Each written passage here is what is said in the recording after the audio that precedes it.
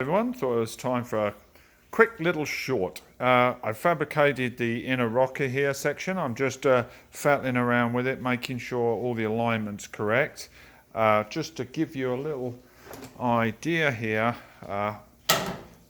the inner flange here that I bent up here and here, this comes straight here, so you don't want to go pinching this and putting force on this outer arch here, because you can end up moving this, and you don't want to do that. Obviously that's got to stay really loose, so I've got to tap this little flange in just a little bit to meet it, because if you watch carefully, if you go clamping it and welding it, let me see there's a little movement of the outer arch which we don't want. So I'm going to take it off and just tap this so it just gently sets against there, so everything stays loose.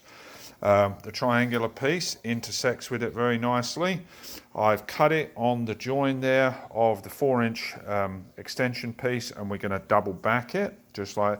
Now I'm going to do a main video on this rocker section, but I think it was Oliver, one of the comments on it, was referring to door gaps and all that stuff, which is obviously extremely important.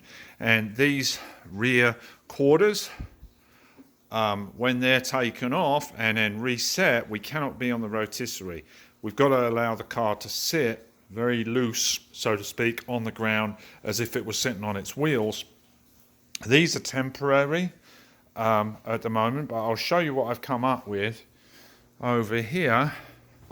Now obviously I don't have a big jig that sets up to enable the car to be dead square sitting on the ground. So, and also the garage floor, it's not going to be dead true. So to compensate with that, I've made up these two girders, one for the front, one for the back. Those are receiving hitches that intersect with the relevant mounts. There's one at the front, and then where the axle is at the back. And then those bolts at the bottom there are essentially levelers. So what I'll do is make these dead level so that we know that we're true, and then the car can rest onto these level, and then we can do our body gaps and checking our rear panels, because we've got to work, obviously, because this is fixed, then we'll fit the rear door, then the front door, and then the front fenders have a little bit of movement, you see. So we always go from the back to the front, checking door gaps. So look out for video coming up on the rocker and various other items, and have a great day, guys. Take care. Bye-bye.